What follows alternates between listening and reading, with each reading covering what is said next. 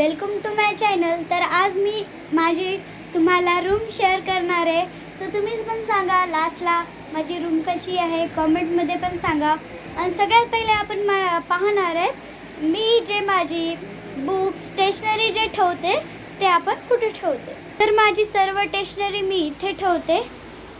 सर्वात पहिले हे पेन होल्डर, ज्यामध्ये इथे ह्या कंपार्टमेंटमध्ये मी स्केच पेन, या कंपार्टमेंटमध्ये राउंडर अँड छोटे छोटे पेन्सिल, ह्या कंपार्टमेंटमध्ये हे प्रोजेक्टला सायन्स प्रोजेक्ट्स वगैरे हे जे पंखा आहे ना त्यासाठी आपण हे यूज करू शकतो।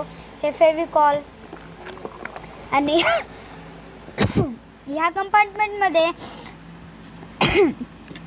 माझे एक स्टॅपनर, टूथब्रश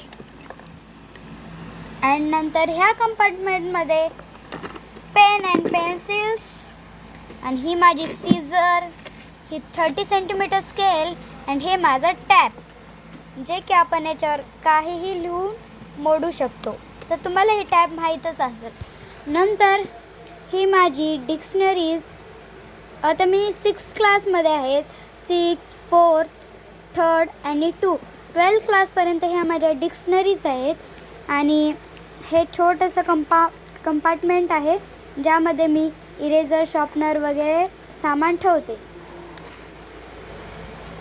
याच्यामध्ये मी स्वतः केलेला हार, हे पाहू शकता। आपण हे साईडला ठेवू। मग नंतर हे शार्पनर आहे अप्सरा,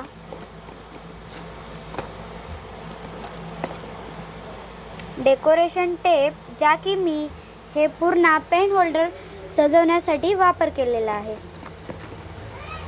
ही टेप हे बघू शकता तुम्ही, ही टेप आहे।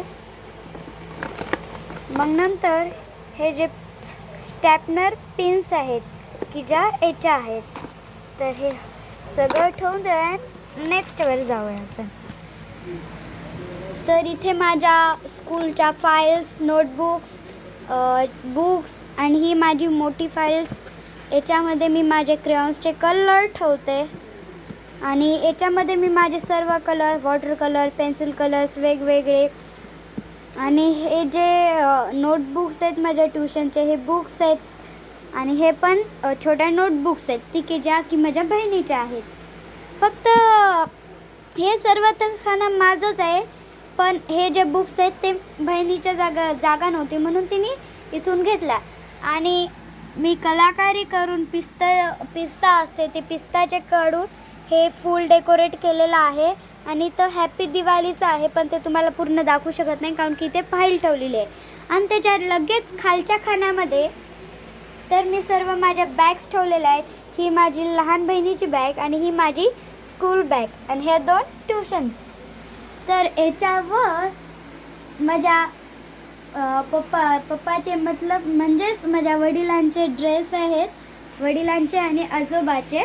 आणि इथे जो बॉक्स आहेत ते ना मी काही पण आता गर्दा होतो, काही वेस्ट होतं, ते पुन्हा कामी येण्यासाठी हे 2 बॅग्स आपण ठेवलेले आहेत। तर पुढचं पाहूया माझा बेड कसा आहे।